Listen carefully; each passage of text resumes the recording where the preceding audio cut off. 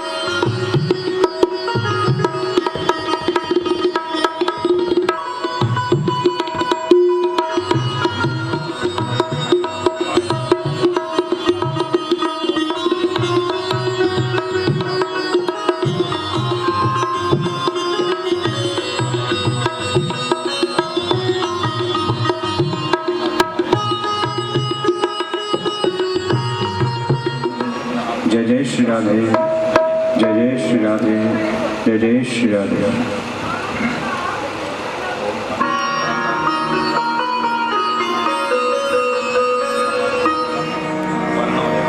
स्वस्ति श्री गणेशाय नमः,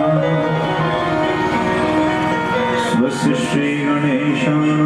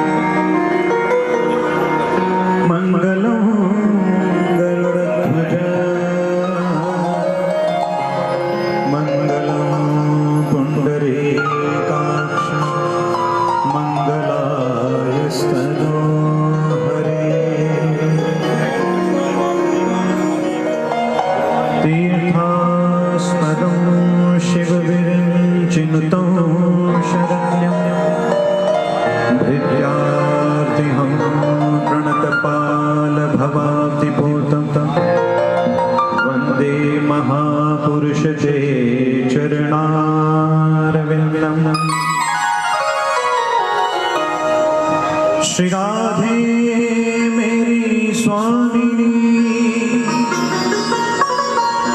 मैं राधे जो दास, जन्म जन्म श्री वृंदावन को वास। पूर्णमदः पूर्णमिदं की जय, श्री बांके बिहारी लाल की जय, जुगल जोड़ी सरकार की जय, सियावर रामचंद्र महाराज की जय, श्रीमद् भागवत महापुराण की जय, शुभदेव भगवान की जय, व्यास जी महाराज की जय। श्री राधे, जय श्री राधे, जय जय श्री राधे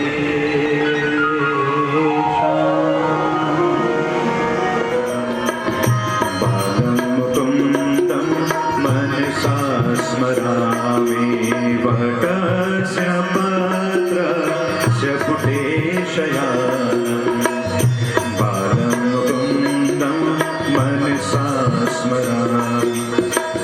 श्रीकृष्ण गोविन्द हरे मुरारे, हे नाथ नारायण वासुदेव।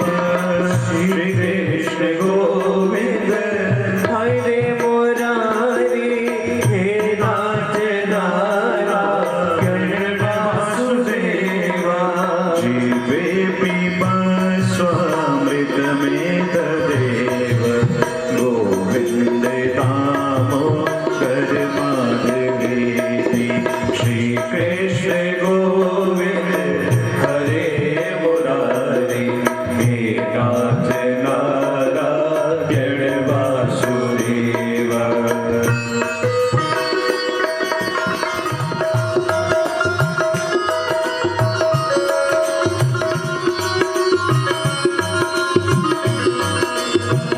मुरारी पादा पित चित वृत्ति, विप्रेत गाता खिल गोप कन्या। मुरारी पादा पित चित वृत्ति, दध्यान्वितं मोहवशात्। गोविन्द हरे मुरारी, हे नाथ नारायण वासुदेव। श्रीकृष्ण गोविन्द हरे मुरारी, हे नाथ नारायण वासुदेव।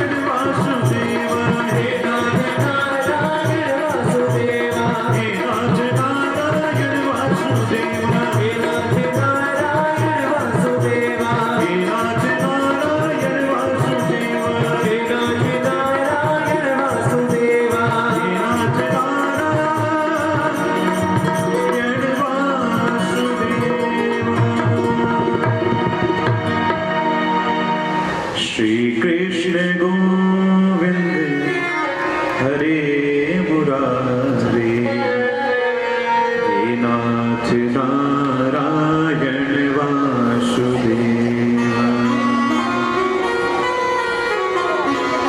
बोलिए सच्चिदानंद भगवान की जय। श्री बांके बिहारी लाल की जय। जय जय श्री राधे श्याम। परम अखिलेश्वर अकारण करुणा वरुणालय तड़ित में निंदित पीताम्बरधारी भगवान श्री नंद नंदन श्याम सुंदर भगवान श्री कृष्ण, जिनकी वांगमय मूर्ति शब्दमय मूर्ति श्रीमद् भागवत महापुराण की ये पावन कथा, जो आपके इस पवित्र स्थान कपूरथला शहर में हमारे मुख्य यजमान धीर परिवार, विशेषकर हमारे प्रदीप धीर जी, उनकी पत्नी रुचि धीर जी, पुत्र वैभव धीर और बेटी पलक धीर, समस्त धीर परिवार, जिनके द्वारा यह श्रीमद् भागवत महापुराण का ज्ञान यज्ञ का आयोजन वैशाख महीने में करवाया जाएगा। तो हम बहुत बड़े सौभाग्यशाली हैं कि वैशाख महीने में श्रीमद् भागवत महापुराण की कथा को सुनने के लिए उपस्थित हैं। और भागवत जी में साफ साफ लिखा है कि भागवत कथा सुनने को प्राप्त होना कोई साधारण बात नहीं है, ये आसानी से नहीं मिलती। एक जन्म की बात नहीं, दो जन्म की बात नहीं, 100 जन्म की बात नहीं। भागवत में कहा है, मैं नहीं कह रहा, भाग्योदयेन बहुजन्म समर्जित। मनुष्य के जब जन्म जन्मांतरों के, कल्प कल्पांतरों के, युग युगांतरों के जब पुण्य उदय होते हैं, तब उसको भागवत की कथा सुनने को प्राप्त होती है। ये कोई साधारण कथा नहीं है। तो ये सब ठाकुर जी की शक्ति का प्रभाव है। उनकी शक्ति के बिना हम कुछ नहीं कर सकते, कुछ भी नहीं कर सकते। पर ठाकुर जी की विशेष कृपा, ये विशेष कृपा का लक्षण है। नहीं तो लोगों के मन में संकल्प तो जरूर आता है कि हम भी कभी भागवत की कथा करवाएं अपने घर में, लेकिन वो संकल्प पूर्ण नहीं होता, क्योंकि उनके इतने पुण्य नहीं है। इस संसार में धन सबके पास होता है, संपत्ति सबने तो जाना है, लक्ष्मी चंचला है। आज जो नोट आपकी जेब में है, कल किसी दुकानदार के पास जाएगा, दुकानदार के आगे उसके पास दूसरे के पास जाएगा, जहां से सामान है। लक्ष्मी को आज तक कोई पकड़ नहीं पाया है, बंधन नहीं बना पाया है, कि लक्ष्मी तो सदैव नारायण के पास रहती है, विष्णु के पास। तो जहां पर भगवान विष्णु का, भगवान ठाकुर जी का नाम सुमिरन, उनकी कथा सत्संग निरंतर चलते रहते हैं, होते रहते हैं, लक्ष्मी वहीं पर टिकी रहती है। नहीं तो यदि धर्म में हम अपने धन को नहीं लगाते, तो दूसरा रास्ता है लक्ष्मी का भोग।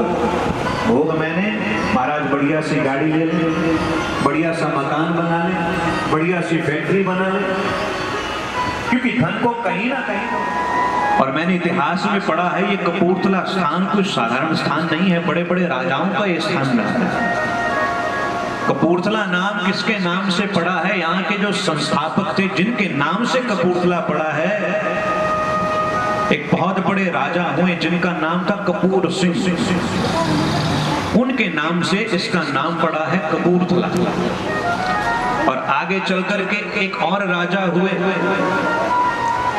जिनका नाम है फतेह सिंह आलूवालिया। मैंने इतिहास में पढ़ा, फतेह सिंह आलूवालिया, उनकी राजधानी थी ये कपूरथला। यहाँ से बड़े बड़े राजा हाथी पर बैठ करके कोई फगवाड़ा जाता था, हदियाबाद जाता था। तो ये बहुत ही साधारण स्थान नहीं है, राजाओं का स्थान है। बड़ी बड़ी सुंदर इमारतें जा रहे हैं। आज भगवान ने हम पर बड़ी विशेष कृपा की, क्योंकि देखो वैशाख का महीना एक ऐसा महीना कि पूरा वातावरण एकदम साफ। कल तो डर लग रहा था बादल देख कर, इतने भयंकर बादल दे रहे हैं। तो सब ठाकुर जी की लीला है, जिसको कोई समझ नहीं पा सकता। तो श्रीमद् भागवत महापुराण की कथा का आज प्रथम दिवस है, आरंभ हो चुका है, और दिन ऐसे जाएंगे जैसे पता ही नहीं चलेगा। तो मैं नहीं चाहूंगा कि कोई भी आसपास के लोग की आवाज सब जगह जा रही है, आपको यदि सौभाग्य मिला है कथा सुनने का तो आपको इसका लाभ उठा लेना चाहिए, नहीं तो बाद में कहेंगे पता ही नहीं चला। हमने आना तो था लेकिन घर में कोई आ गया, क्योंकि कथा में सबसे बड़ा विघ्न बहुत आता है। सच्चिदानंद रूपाय विश्वोत्पत्त्यादि हेतवे तापत्रय विनाशाय श्री कृष्णाय वयं नमः। सच्चिदानंद रूपाय विश्वोत्पत्त्यादि हेतवे। देखिए, कोई भी बात यहां से सुनाई जाए उसको ध्यान से सुन लेना, क्योंकि जरा सा ध्यान आपका भटक गया तो समझ में नहीं आएगा।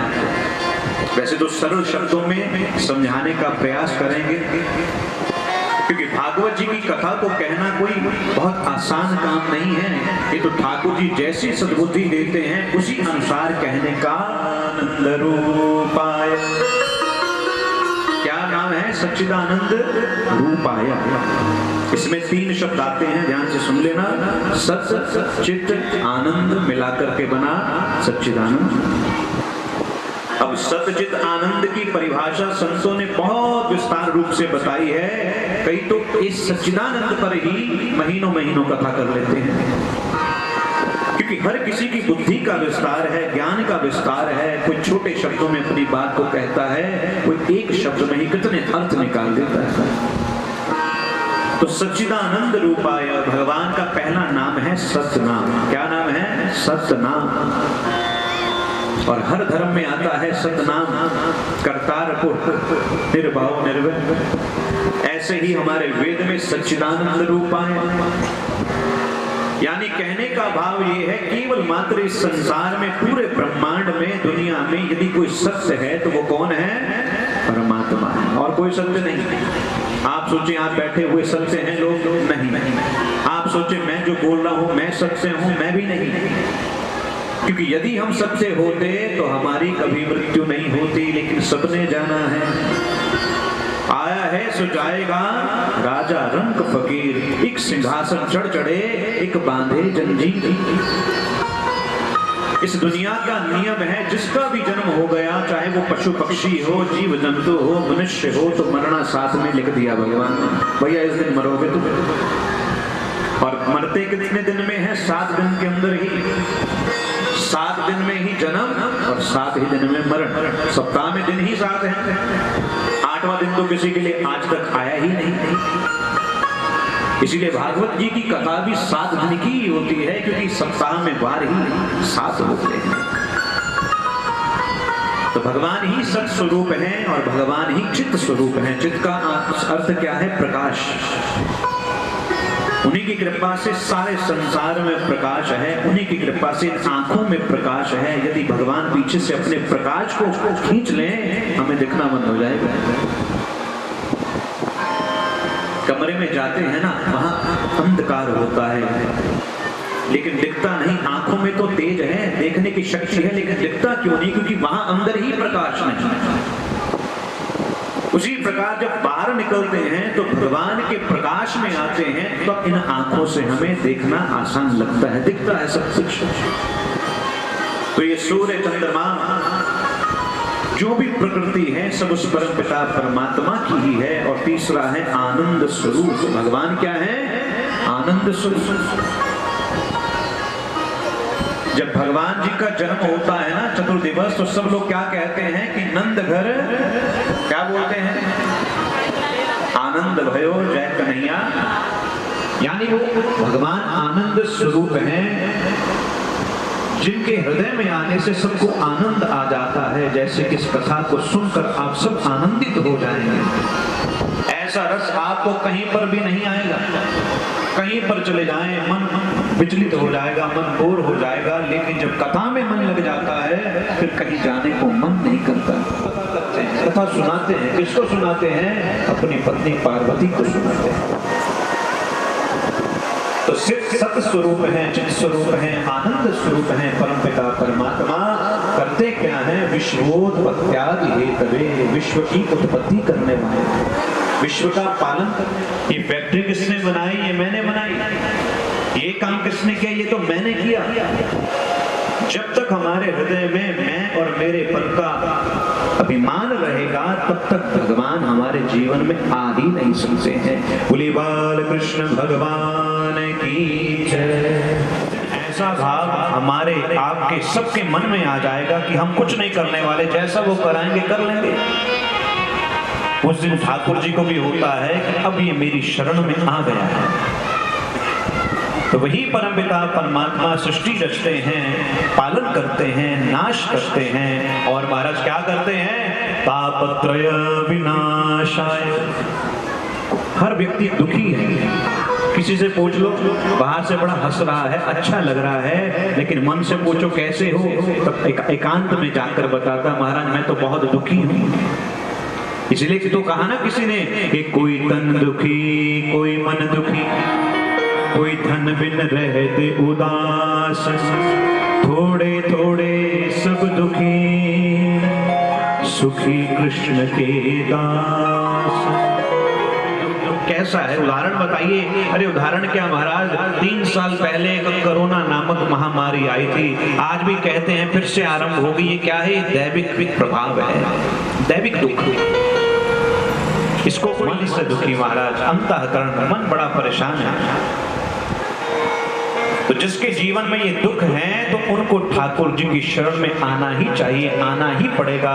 इसके बिना कोई और साधन नहीं है। इसलिए कहा कि श्री कृष्णाय वयं नमः।